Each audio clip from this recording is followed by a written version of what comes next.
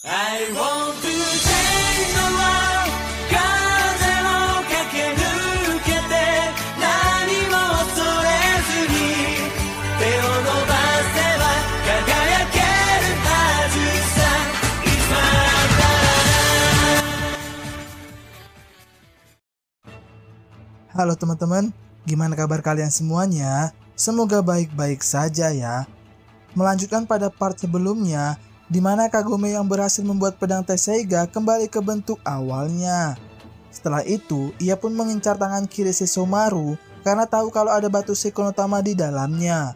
Akan tetapi, Sesshomaru berhasil menghindar dan malah berbalik menyerang Kagome yang beruntung Inuyasha berhasil menyelamatkannya.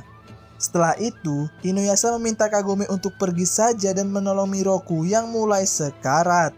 Sementara itu, Miroku berhasil menangkap Jaken lalu memaksanya untuk memberitahu dari mana mereka mendapatkan tangan dan juga bola aneh tersebut.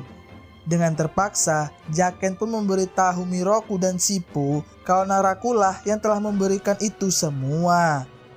Karena kesal, Miroku pun kemudian menghajar Jaken sampai benjol-benjol. Tak lama berselang, Kagome akhirnya datang untuk memberikan obat penawar kepadanya.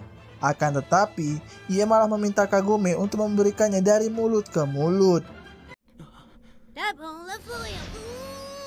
Tuh, makan tuh mulut.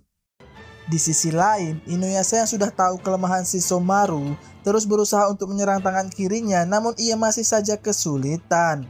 Lalu, Kagome yang kembali mencoba untuk membantu, malah membuat Sesshomaru semakin marah dan kemudian kembali menyerangnya.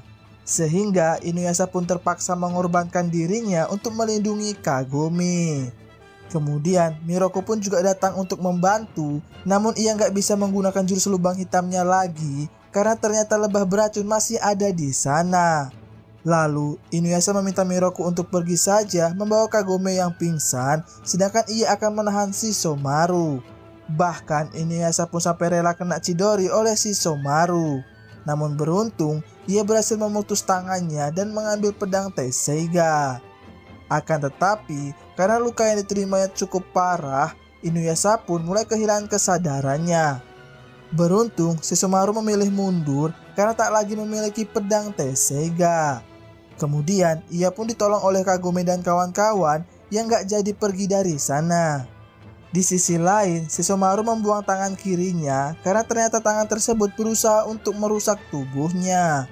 Lalu, lebah tersebut memulangkan lagi pecahan batu Sekonotama kepada Naraku yang ternyata Sesshomaru juga berada di sana. Ia yang merasa dijebak dengan tangan tersebut mencoba menyerang Naraku, namun ia berhasil kabur. Sementara itu, Kagome dan kawan-kawan sedang dalam perjalanan untuk pulang ke desa menaiki anak buah Miroku.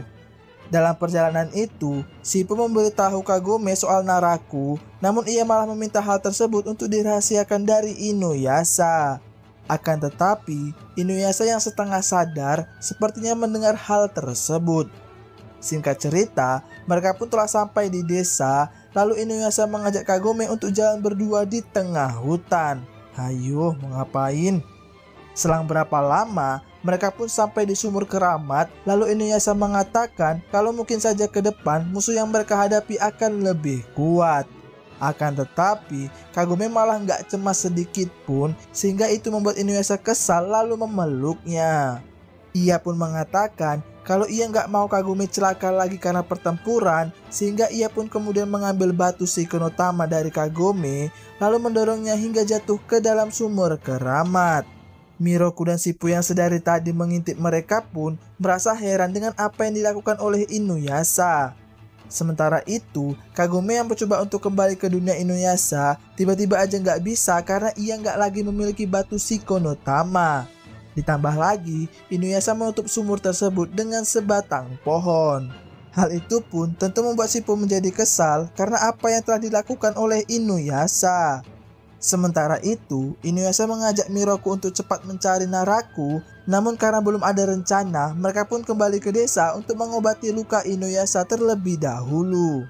Kemudian, Kaide mengatakan kalau Naraku mungkin saja adalah seorang pria bernama Onigumo yang dulu pernah diselamatkan oleh Kikyo. Lalu Kaede membawa mereka ke sebuah gua, tempat di mana dulu ia dan Kikyo merawat Onigumo yang memiliki luka bakar di sekujur tubuhnya. Namun mereka menyadari kalau Onigumo sebenarnya memiliki sifat yang jahat. Hingga suatu ketika, setelah peristiwa penyegelan Inuyasha dulu, Kaede kecil sempat kembali ke gua tersebut, namun entah mengapa gua itu malah terbakar sehingga ia mengira kalau Onigumo sudah tewas di gua tersebut.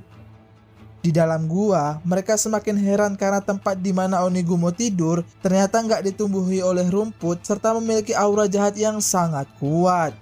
Di sisi lain, Shippo yang berusaha memindahkan batang pohon tersebut malah didatangi oleh siluman serigala yang sedang mencari Inuyasha. Mendengar teriakan Shippo, mereka pun bergegas untuk menolongnya, yang mana itu membuat luka Inuyasha kembali kambuh karena memang belum sembuh total. Lalu, siluman tersebut nggak berhenti untuk mengeluarkan ribuan serigala dari mulutnya, sehingga itu membuat Miroku terpaksa harus mengeluarkan jurus lubang hitamnya lagi. Namun, saat ia mencoba menghisap siluman serigala tersebut, ia malah berhasil kabur. Sementara itu, Inuyasha harus kembali terkapar karena memaksakan diri untuk mengejar Naraku. Sehingga, ia pun kemudian dikurung di sebuah ruangan yang telah diberi segel agar ia nggak bisa keluar. Akan tetapi, karena Inuyasha ini masih aja barbar, Shippo pun terpaksa harus menyamar menjadi Kagome. Selang berapa lama, Miroku dan Kaede pun datang untuk mengobati luka Inuyasha. Di sisi lain, terlihat siluman serigala tadi yang ternyata bernama Royakan yang merasa sangat ketakutan. Rupanya, sedari awal ia hanya dipaksa oleh Naraku untuk menyerang Inuyasha, meski sebenarnya ia nggak mau. Lalu Naraku menanamkan batu Shiko no Tama sehingga membuat Royakan berevolusi lebih kuat. Setelah itu, ia kembali mencari Inuyasha, namun berkat mantra yang digunakan oleh Miroku dan Kaede, Royakan pun gak bisa menembus dan melihat mereka. Menyadari hal itu, Naraku kemudian menyerang Kaede sehingga membuat Miroku pecah fokus dan akhirnya Royakan menemukan mereka semua. Setelah menghancurkan tempat persembunyian Inuyasha, mereka kemudian bertarung dengan sangat sengit sampai membuat batu Shiko no Tama terjatuh dari Inuyasha. Beruntung, Shippo pun berhasil mengambilnya, namun ia malah kena kejar-kejar oleh serigala milik Royakan. Saat sampai di sumur keramat, Shippo lalu menggunakan Kage Bunshin yang untungnya berhasil mengicuh para serigala tersebut. Sayang, ia malah terpeleset dan membuatnya jatuh ke dalam sumur keramat. Sementara itu, Inuyasha dan Miroku masih susah payah untuk melawan Royakan yang memiliki batu Shiko no Tama. Akan tetapi, mereka semua nggak bisa melihat di mana letak dari batu tersebut karena hanya Kagome lah yang bisa. Di sisi lain, Kagome yang sudah beberapa hari nggak kembali ke dunia Inuyasha merasa sangat cemas dan selalu kepikiran. Bahkan saat sedang healing dengan Hojo pun, ia pun nggak bisa fokus dan selalu memikirkan Inuyasha. Lalu ia yang gak tahan kemudian langsung aja pulang dan mencoba kembali untuk masuk ke sumur keramat tersebut. Kemudian ia mengkorek-korek tanah di sana, lalu tanpa sengaja mendapatkan batu Shiko no Tama yang dibawa oleh Shippo. Dan ia pun akhirnya berhasil kembali ke dunia Inuyasha. Akan tetapi, kumpulan serigala tersebut menemukan mereka dan akan menyerangnya.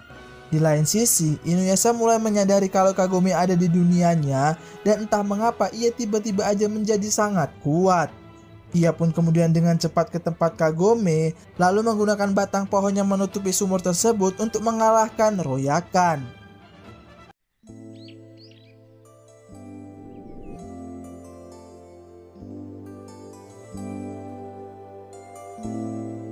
Setelah itu, terjadilah momen romantis antara Kagome dan Inuyasha, di mana Kagome yang memeluk Inuyasha karena khawatir serta bercampur bahagia bisa bertemu lagi dengan Inuyasha. Yah, walaupun ujung-ujungnya mereka kembali berantem. Tak lama berselang, Kagome merasakan keberadaan seseorang yang memiliki banyak sekali pecahan batu Shiko no Tama di tempat tersebut. Ternyata itu adalah Naraku, dan disinilah identitas Naraku terungkap. Ternyata Naraku benar adalah Onigumo yang dulu ditolong oleh Kikyo dan juga Kaede. Akan tetapi, karena hasrat jahatnya yang ingin mengambil batu Shiki no Tama dan juga Kikyo, ia pun memanggil ratusan siluman di tempat tersebut hingga akhirnya menjadikan ia sebagai Naraku. Akan tetapi, setelah mendapatkan tubuh barunya, ia pun sangat kecewa setelah tahu kalau Kikyo malah jatuh cinta kepada Inuyasha. Sehingga sejak saat itulah ia sangat membenci Inuyasha dan akhirnya mengadu domba mereka berdua. Tak hanya itu, ia juga menanamkan benih kebencian kepada Kikyo agar batu Shiki no Tama kehilangan kesuciannya. Mendengar itu, Inuyasha pun sangat marah lalu menyerang Naraku sampai jubahnya hancur. Setelah itu, Naraku mengeluarkan gas beracun yang mampu membunuh segala sesuatu di dekatnya. Namun, berkat pedang Tesseiga, Inuyasha berhasil selamat dan kemudian kembali menyerang Naraku sampai terlihat sebuah tato laba-laba di punggungnya. Setelah itu, Naraku pun pergi entah kemana.